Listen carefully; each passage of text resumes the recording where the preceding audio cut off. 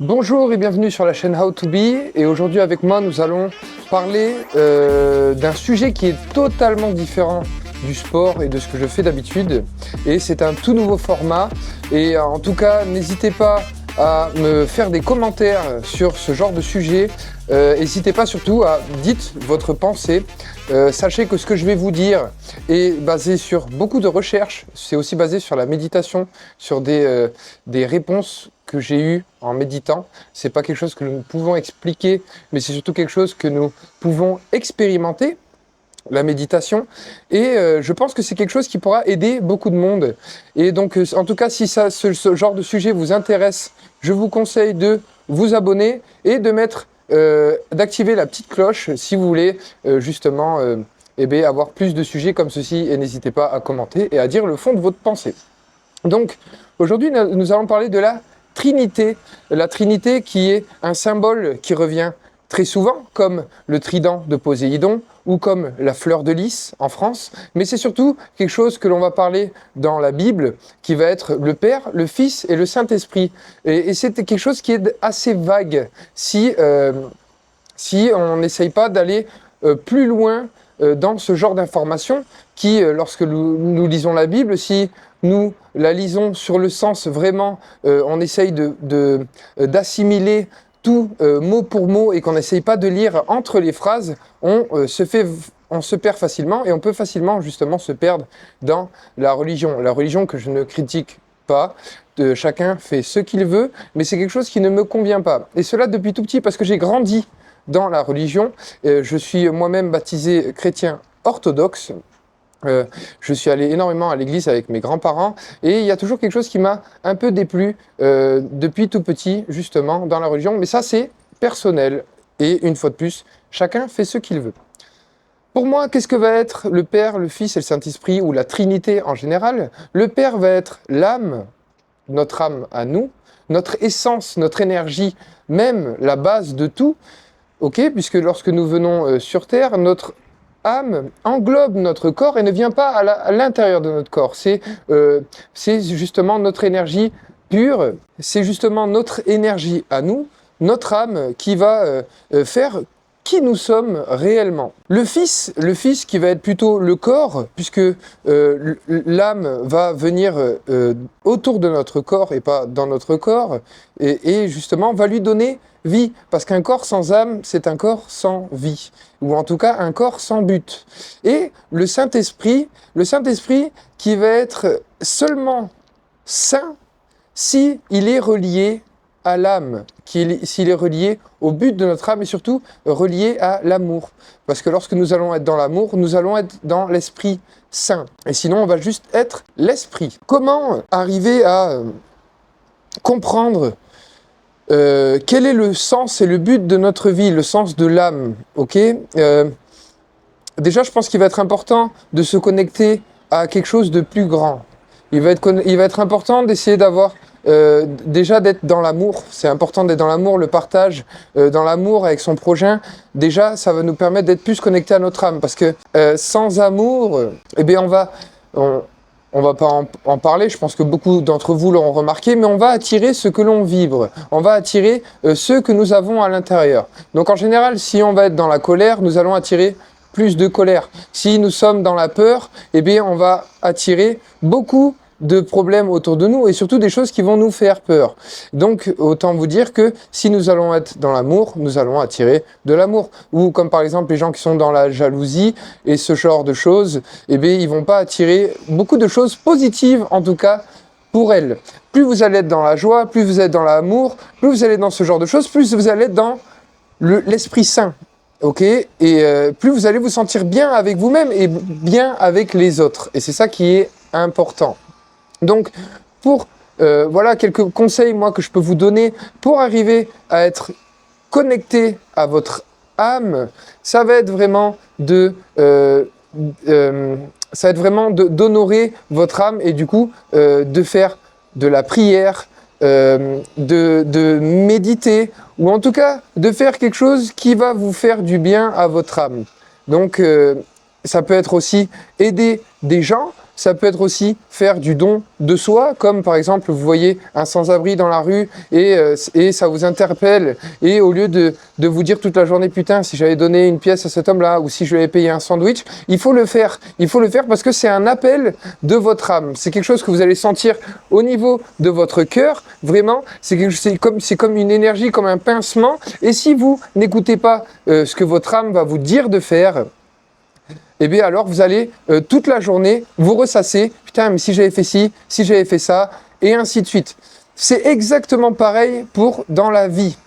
Si vous êtes, par exemple, vous êtes dans un travail, que vous n'en pouvez plus, et que vous continuez à faire ce travail tous les jours, vous levez pour faire un travail qui ne vous convient pas. Et je sais, c'est facile à dire si on n'a pas une famille, c'est facile à dire si on n'a pas des enfants, et ci et ça, et ci et ça. Mais pourtant, il y a plein de gens des mères qui sont seules, des mères qui sont au foyer, et des mères qui ont réussi parce que elles ont peut-être travaillé plus dur, peut-être qu'elles ont moins dormi, mais elles se sont lancées dans des trucs qui, pour elles, vibraient. Au début, c'est normal d'avoir peur, mais il ne faut pas être paralysé par la peur. Il faudrait que cette peur devienne un boost pour vous. Et il faut se lancer dans ce qui vibre à l'intérieur de nous. Ça prendra peut-être du temps à se faire, on aura peut-être des doutes, et c'est souvent en général lorsque nous doutons le plus et que la vie elle va nous tester, et c'est souvent dans ce genre de moment-là que si nous nous arrêtons, c'est là que nous passons à côté de cette chose-là. Il y a beaucoup de gens qui vont en parler, si vous écoutez des podcasts ou ainsi de suite, il y a beaucoup de gens qui vont vous dire, tu vois, c'était au moment où j'ai douté le plus, et j'ai failli arrêter, mais j'ai continué, et juste après, c'est là que ça a commencé à fonctionner. C'est parce que la vie, elle vous teste. La vie, elle va pas vous donner ce que vous voulez facilement. Sinon, ça n'aurait aucun sens. Et du coup, on prendrait tout ça pour acquis et on n'apprécierait même pas ce que nous avons. D'accord ? Donc, c'est comme ça qu'on va se connecter à notre âme, se connecter à notre but de vie. Pour arriver à, en tout cas, essayer de sortir de la peur, moi, ce que je peux vous conseiller, c'est vraiment, une fois de plus, de pratiquer la méditation, pratiquer la prière et surtout arriver à se connecter à soi, se connecter à son cœur, faire monter cette énergie de gratitude et d'amour qui va vous faire que vous allez vous sentir bien toute la journée, que vous allez être connecté à votre âme. Maintenant, comment se connecter au corps ? Parce que, bien sûr, nous sommes ici pour expérimenter une expérience qui est matérielle. Donc cette expérience qui est matérielle, il va falloir rentrer dans notre corps. Ok ? Et dans ce corps, il va y avoir des émotions. Ce qu'il faut faire, ça veut dire qu'il faut respecter le corps, respecter ce qu'on nous a donné. Et respecter ce corps, ça passe par des choses assez simples mais qui peuvent être assez difficiles à faire si on n'a pas été éduqué de la bonne manière. Ok ? Donc, pour respecter ce corps, déjà, il va falloir bien l'alimenter, bien se nourrir. Il faut absolument arrêter de manger les fast-foods, toutes ces merdes qui sont remplies de produits chimiques. Des choses, on ne sait même pas ce qu'il y a dedans. Par exemple, un Big Mac, si on arrive à faire couler dessus du métal en fusion et que le Big Mac, ils font pas, ou en tout cas que le Big Mac, ça lui fait rien, imaginez ce qui se passe à l'intérieur de votre corps. Pareil, tout ce qui est boîte de conserve, remplie de conservateurs et de produits chimiques, si vous consommez ce genre de produits, vous allez être exactement comme cette nourriture. Nous sommes ce que nous consommons. C'est réel. Ensuite, qu'est-ce qui va pouvoir faire du bien à votre corps ? Le mouvement. Le mouvement, parce que votre corps est composé à 80% d'eau.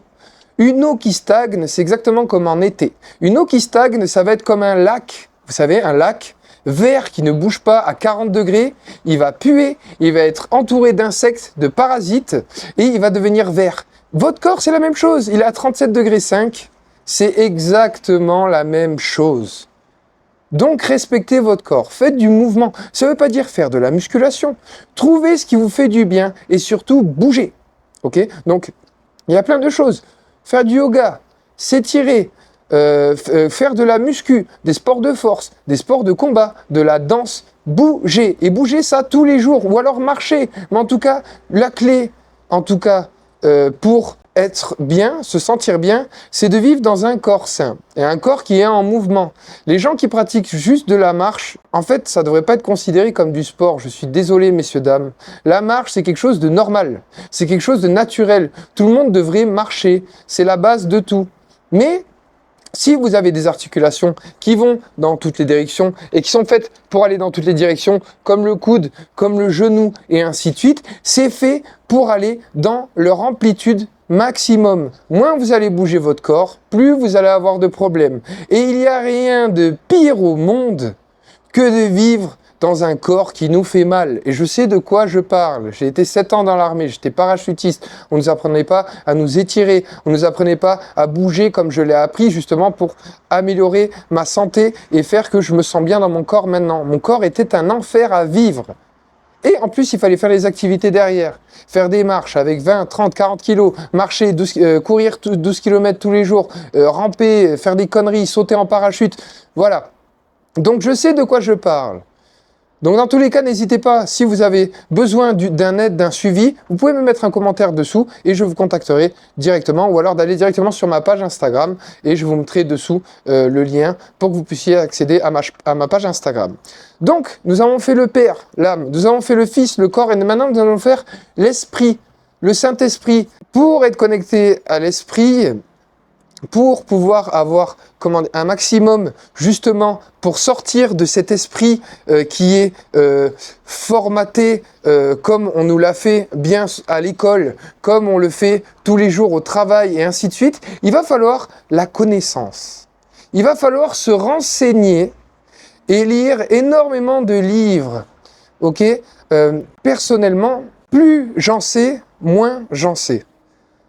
Pourquoi ? Parce qu'il a tellement de connaissances, il a tellement d'informations à prendre à droite, à gauche, et ainsi de suite, que plus nous en savons, moins nous en savons. Mais, par contre, personnellement, je prends les informations qui résonnent en moi. Lorsque je les écoute, je suis là, ah ouais, c'est vrai, ça me plaît. C'est quelque chose qui va justement me permettre de me sentir mieux avec moi-même. Je vais arrêter de prendre, parce qu'avant je faisais ça et j'étais beaucoup dans la colère, des informations qui ne me conviennent pas, qui ne me plaisent pas. Je vais plus prendre les choses qui me plaisent. Certains vont dire, oui, mais c'est pas ça la vérité, et ainsi de suite. Mais qu'est-ce que la vérité ? Qu'est-ce que la vérité ? Nous avons tous notre propre vérité. Vous voyez ? Moi, personnellement, j'en ai marre de débattre avec des gens parce que ça ne m'intéresse plus. J'ai ma vérité à moi. J'écoute ce que les gens disent.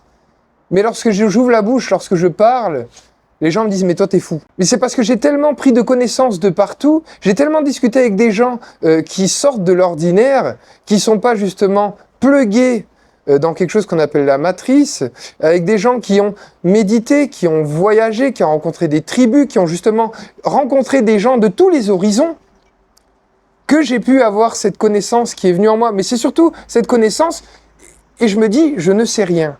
Donc pour arriver à en tout cas, avoir un esprit qui va être beaucoup plus cultivé, il va falloir lire, il va falloir faire des séminaires, écouter des podcasts, des choses comme ça. Mais ne prenez surtout pas ce que les gens disent en mode « ah oui, ça c'est vrai, ah oui, ça c'est vrai ». C'est très important. Donc si vous voulez honorer votre Trinité, je vous ai donné les clés pour honorer votre Trinité. Après, voilà, hein, s'il y en a qui, pour eux, c'est le Père, le Fils et le Saint-Esprit, c'est votre vérité. Je ne dis pas que ce que dit est vrai. Je dis par contre que tout ce que j'ai fait, justement, pour honorer ma Trinité, a fait là où je suis aujourd'hui et a fait que je me sens bien avec moi-même et aligné avec moi-même. Que je vis dans un corps qui ne me fait pas mal, que je vis de plus en plus dans un corps qui est performant, qui est mobile, avec lesquels je peux m'amuser à bientôt 30 ans. Et c'est jeune, 30 ans. Mais il y a beaucoup de gens de mon âge qui vivent dans un corps douloureux et qui n'ont pas eu le temps, ou en tout cas peut-être pas eu l'envie, ou en tout cas pas le chemin de vie. Parce que moi, ce qui a fait où j'en suis aujourd'hui, c'est que mon père est dans un état lamentable. Par exemple, il s'est fait opérer des 2 hanches. Lamentable, je pèse mes mots. Mais en tout cas, il vit dans un corps qui est en douleur constante. Et moi, quand il me disait ça, mais oui, mais tu es comme moi et tu seras comme moi au même âge, moi, dans ma tête, c'était hors de question. Et ça, c'était un ego bien placé. C'était pas un ego mal placé. Aussi, justement, pour être dans l'esprit, pour apprendre, justement, et prendre des connaissances de tout le monde, il va falloir absolument mettre son ego de côté. Absolument, c'est très important de mettre son ego de côté. L'ego nous empêche d'évoluer. L'ego est le plus gros frein de l'homme. Donc, mettez votre ego de côté. Prenez des connaissances de tout le monde. Quand quelqu'un vous dit quelque chose qui vous paraît insensé, écoutez-le. Écoutez-le et faites votre propre jugement. Mais ne lui dites pas, t'es fou, tout ce que tu dis, t'es complètement malade ou je sais pas quoi. Peut-être qu'un jour, lorsque cette personne, ce qu'elle a dit, eh bien, ça sera une vérité qui sortira devant tout le monde, aux écrans et ainsi de suite, et vous vous sentirez un peu con, parce que pour la plupart, vous ne vous excuserez même pas auprès de cette personne. Donc, voilà, si ce genre de sujet vous intéresse, n'hésitez pas en tout cas de mettre un commentaire dessous, de dire ce que vous en avez pensé, dire quelle est pour vous votre vérité, et nous pourrons en débattre dans les commentaires. N'hésitez pas surtout à vous abonner et à mettre la cloche, et je vous souhaite à tous une excellente journée.